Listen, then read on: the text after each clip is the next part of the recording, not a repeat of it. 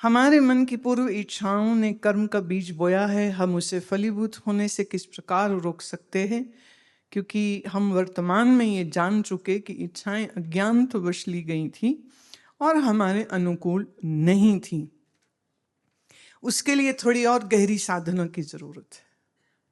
जैसे तुम किसी भी ऑनलाइन स्टोर से कोई चीज आप जब मंगाते हो तो अक्सर नीचे उसके कई बार एक स्टेटमेंट रहती है कि it is exchangeable with in like 15 days, right? If you don't like it you can send it back.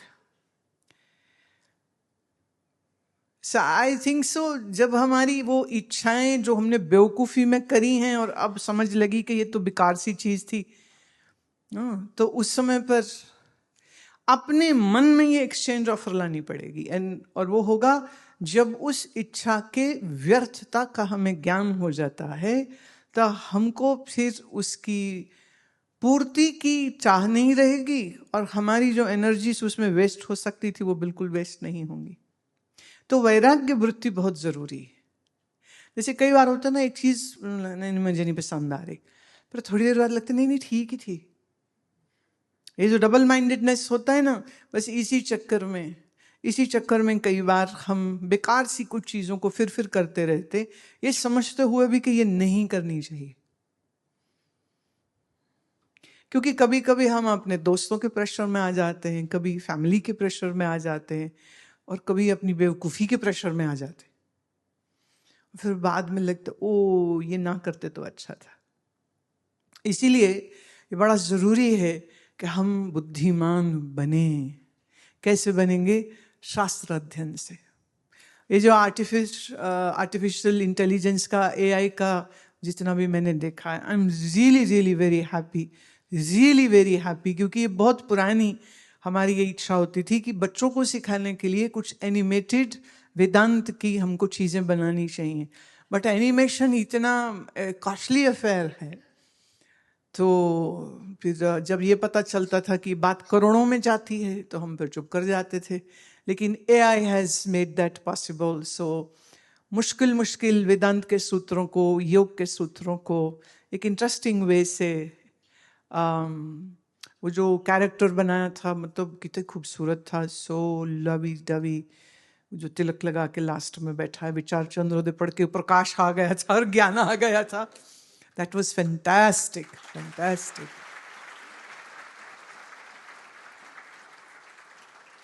कईयों ने लिखा है कि शिविर इतना थोड़ा समय का क्यों होता है, लंबा होना चाहिए, हमारा घर जाने को जी नहीं हो रहा। मैं अब आपको कैसे बताऊं, मुझे तुम्हें भेजने का जी नहीं करता है।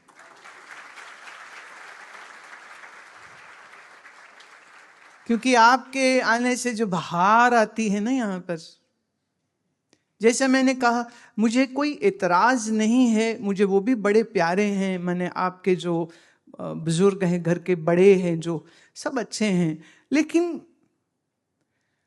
The fire, the passion, what I am looking for, they don't have it. वो बेचारे क्या अपनी मजबूरियों और जिम्मेदारियों में बड़ा दब जाते हैं।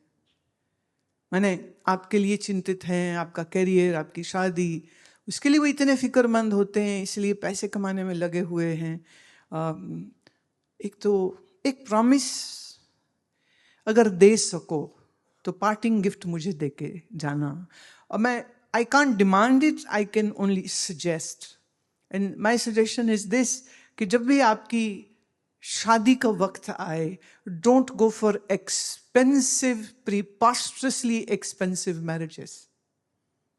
शादी एक धार्मिक कार्यक्रम है। हमारे यहाँ शादी सिर्फ भोग विलास के लिए नहीं है, हमारे लिए शादी एक नई पीढ़ी को जन्म देने के लिए और धर्म का संस्कार आगे उनको ट्रांसफर करने के लिए है। तो ये जो 8-8 फंक्शन, 8-8 ड्रेसेस, और वो मतलब इतना तमाशा हो गया है शादी के नाम पर। और कई बार चलती वो 3 महीने भी नहीं, 6 महीने भी नहीं, साल भी नहीं, और फिर टूट जाती हैं। क्योंकि आप लोग लड़के की सैलरी, पैसा, इनकम, शक्ल तो देखते नहीं। कई बार वो कहो तो शक्ल कितने देखनी है, रहने दो, जैसी भी है शक्ल। घर बड़ा है, पैसे बहुत कमाता है, बाप बड़ा अमीर है, कोठी बहुत बड़ी है, तो लड़की वाले कई बार ये सोच के शादी कर लेते हैं, कई बार लड़कियों की शादी ज्यादा बड़ा दहेज देने की वजह से हो जाती है। वहां पर वो लड़की के बाप का पैसा देखते हैं कि उसके पास कितना पैसा है, उसको बिजनेस में हमारा लड़का पार्टनर हो जाएगा, या वो अगर अकेली लड़की है तो मालिक ही मेरा जमाई मतलब मेरा बेटा हो जाएगा, तो कोई बात नहीं, होने दो शादी। तो ये शादी हो रही है या कोई बिजनेस डील हो रही है जहां पैसा देखा जा रहा है, स्टेटस देखा जा रहा है, लड़की और लड़के का गुण स्वभाव वो तो कोई नहीं चेक करता, और बाद में पता चलता है कि लड़के में ये कमी, लड़की में वो कमी। लेकिन वो पैसा और स्टेटस के चक्कर में लोग कैसे कैसे कॉम्प्रोमाइजेस करते हैं। फिर पेशेंस है नहीं आजकल, और सब लोग डंडे और तलवारें उठा के तैयार बैठे हैं लड़ने लड़ाने के लिए। फैमिली कोर्ट्स में भरे पड़े हैं केसेस। शादी करना बड़ा आसान, 50 लाख करोड़ रुपया लगा देते हैं शादी पर, चलती है नहीं। फिर जब सेपरेशन होती है तो 25-50 लाख फिर दे के जान छूटती है। और फिर जो पुलिस और कोर्ट और कचहरी और जो बदतमीजियां, जो आरोप और प्रत्यारोप, इट्स हॉरिबल। आपका जब समय शादी का आए तो आप श्री राम की तरह बनना, और लड़की अगर सिया की तरह ज्ञानी, शायद तुम लोगों को नहीं मालूम, जैसे श्री रामचंद्र अपने गुरु वशिष्ठ जी के आश्रम में रहे थे, ज्ञान प्राप्त किया था, ऐसे ही माँ सीता ने ऋषि याज्ञवल्क्य से ज्ञान प्राप्त किया था, माँ गार्गी से ज्ञान प्राप्त किया था, मैत्रेयी ऋषिका से ज्ञान प्राप्त किया था। और वो एक वीरांगना थी, वो योद्धा थी, और इतनी शक्तिशाली थी कि जिस धनुष को अच्छे अच्छे राजा हिला नहीं सकते थे, उस धनुष को वो बाएं हाथ से उठा के नीचे उसके सफाई कर देती थी। तो जैसा हम प्रचलित रामलीला या रामायण के जो सीरियल बनते हैं उसमें मोस्ट ऑफ द टाइम वो छुई मुई सी डरी सी कोने में हंस रही की शादी हो रही है और हंस रही है कि ये हो रहा है, और शर्मा रही है या डर रही है। सिया जी ऐसी बिल्कुल नहीं थी, बहुत बहुत अपने वक्त की वो बहुत एक शक्तिशाली ज्ञानी प्रज्ञावान महिला थी। और ऐसा ही बनने की चेष्टा करिए। ब्याह आपका इस बेसिस पे होना चाहिए कि आपको एक ऐसा जीवन साथी मिले जिसके साथ मिलकर आप आध्यात्मिक यात्रा भी करें, साधना भी करें, परिवार भी बनाएं, कल बच्चे भी पैदा हों तो उनको भी धर्म का संस्कार जो है वो तुम दे सको। पर वो पहले खुद तुम्हारे पास होगा तभी तो तुम दूसरों को दे पाओगे। और सिर्फ मुंह पे मेकअप पोत के और महंगे ब्रांडेड कपड़े पहन के इससे जिंदगी नहीं चलती है। ये एक बुलबुला है, ये तो फूट जाता है। So there can be lot of issues. So don't have a very grand marriages. Have a simpler marriages where it's like a family affair. It should be a family and close friends affair. ओ पूरे शहर को बुला लेते हैं। मैंने सुना है कि शादी थी तो लड़की वालों ने कहा कि बारात छोटी रखिए। कहते ना जी, हमारे तो 1000 बंदे आएंगे। 1000 क्या, उनके एक्चुअल में रिश्तेदार 50 भी नहीं थे। तो बाकी लोग कौन आए? मोहल्ले के लोग, जिससे सब्जी लेते थे, जिससे राशन लेते थे, उसको भी कह रहे चलो। अब आप सोचिए लड़की के पिता के लिए कितना कठिन हुआ होगा। 800 बंदे की बारात और रिश्तेदार उसमें गिनती के 50। तो ये पागलपन है, बेवकूफी है। और ये जो बड़ी बड़ी शादियां होती हैं वो मध्यम वर्गीय या जिनकी आय कम होती है उन फैमिलीज के ऊपर बहुत बड़ा बोझ आ जाता है। उन्हें लगता है कि उन्हें भी ऐसा ही करना होगा, तो बैंकों से लोन लेते हैं। क्या फायदा ऐसी शादी का? हमारी एक शिष्या है दिल्ली में, उसने जब शादी की तो गिनती के 50 लोग थे, 25 उनके यहाँ से, 25 लड़के वालों के यहाँ से। एक ही दिन में सुबह उनके फेरे हुए, शाम को उन्होंने वहीं पर एक पार्टी छोटी सी रखी, खाया पिया और सब लोग अपने घरों को, कोई लंबा चौड़ा नहीं, व्हाट्सएप में खाली कार्ड था। बाकी वो जो कई बार आता है मेरे पास, इतने बड़े बड़े डब्बे होते हैं, उसमें 6 फंक्शन का कार्ड होता, उसका ये उसका वो, इतना ड्रामा।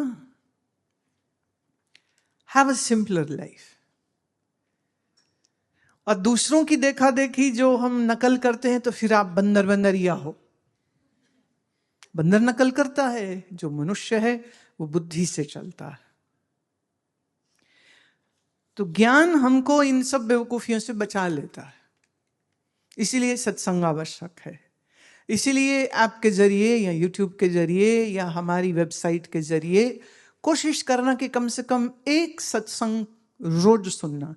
मेरा ख्याल है 26 या 28 मिनट का ये लोग एक कैप्सूल बनाते हैं, इतना टाइम तो आप निकाल ही सकते हैं। एक रेगुलरिटी से जब आप रोज सुनने लग जाएंगे, चीज़ें स्पष्ट होने लग जाएंगी, चीज़ें आसान हो जाएंगी। जैसे आज सुबह कर्नल मान ने ये बात कही थी कि घर जाके या स्कूल जाके या कॉलेज जाके पूछना, what is the core message of you, they will be lost. क्योंकि इस विषय पर चर्चा कभी होती नहीं है।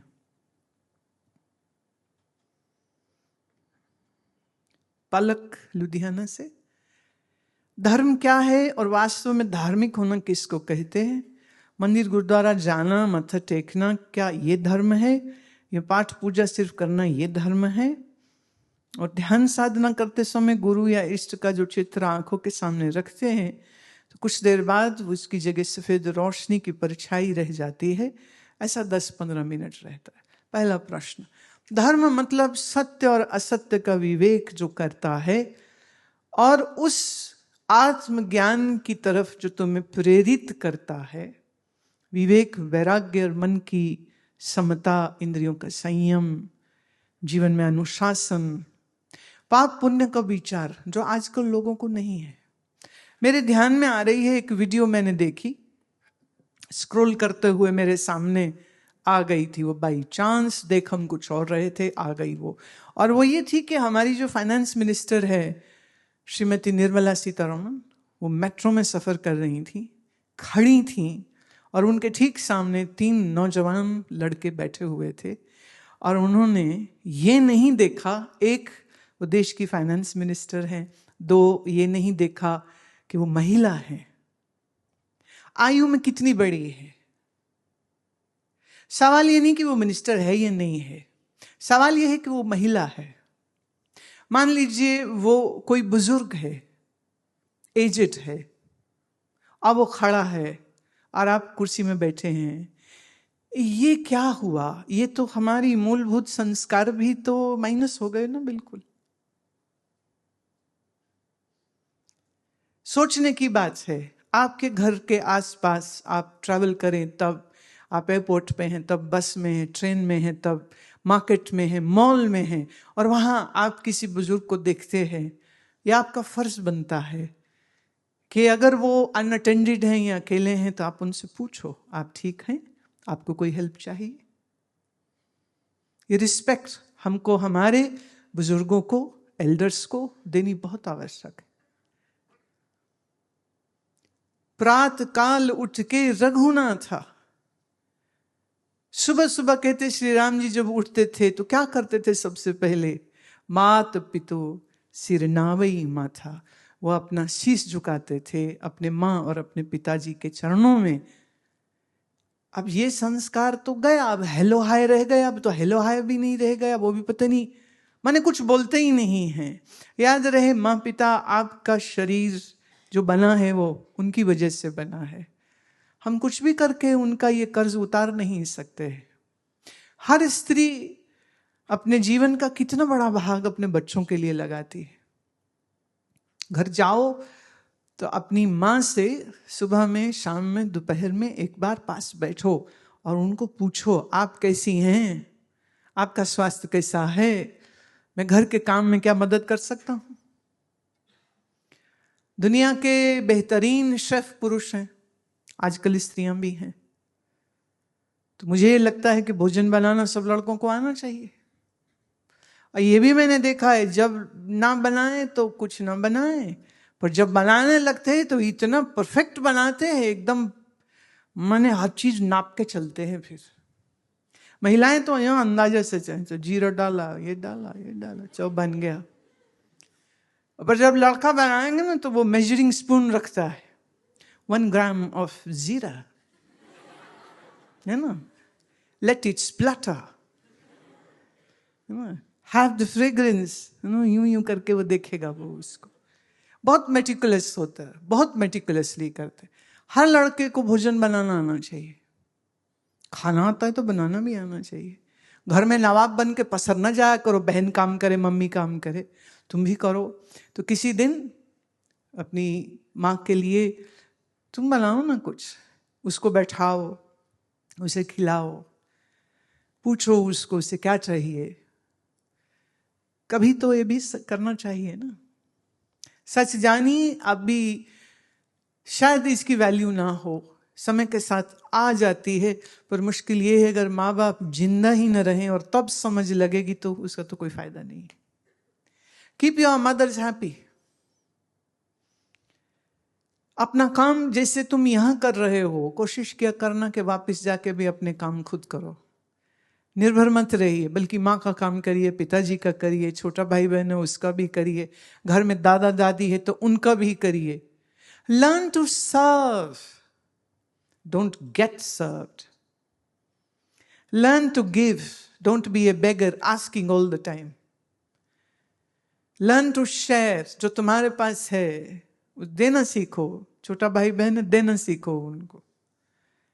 हाँ, मतलब खाली छोटे भाई बहन पिटने के लिए तो नहीं है ना, कि टीचर ने गुस्सा किया तो भाई पीट दिया, मम्मी ने गुस्सा किया तो छोटी बहन पीट दी। वो छोटे सारे पिटने के लिए तो नहीं आए हैं। और याद रहे, जो आज छोटे वो हमेशा छोटे नहीं रहने वाले हैं। और वे एक दिन वो गिन गिन के बदला लेंगे, फिर क्या करोगे। इसलिए राम जी की तरह अपने छोटे भाई बहन, जैसे वो भरत शत्रुघ्न लक्ष्मण से प्रेम करते थे, कहते हैं लक्ष्मण जी तो श्री राम के बगैर सांस न ले, इतना उनसे घनिष्ठता थी। और शत्रुघ्न जी बिना भरत के कभी नहीं रहते थे। तो भरत जी अगर ननिहाल गए तो शत्रुघ्न साथ ही चले गए, और श्री राम को वनवास होता है तो लक्ष्मण साथ चले जाते हैं। मैंने किसको नहीं अच्छा लगता ना, महल में रहो, सुख भोगो। लेकिन वो बोले नहीं, जहां मेरे बड़े भाई हम वहीं जाएंगे।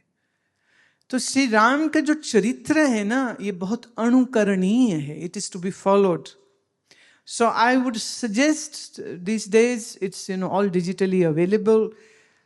Just watch Ramayana once again, but watch it from this perspective, that how good, better, best you can be. And Sri Ram is the best role model who serves everybody whosoever is around him. पूर्ण विराम करते हैं, है ना?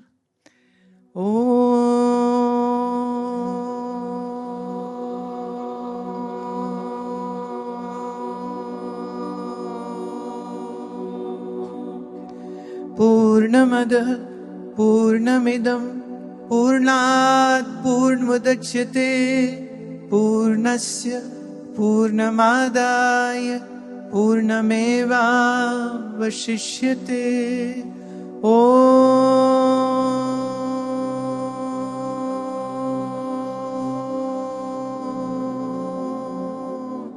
शांति शांति शांति।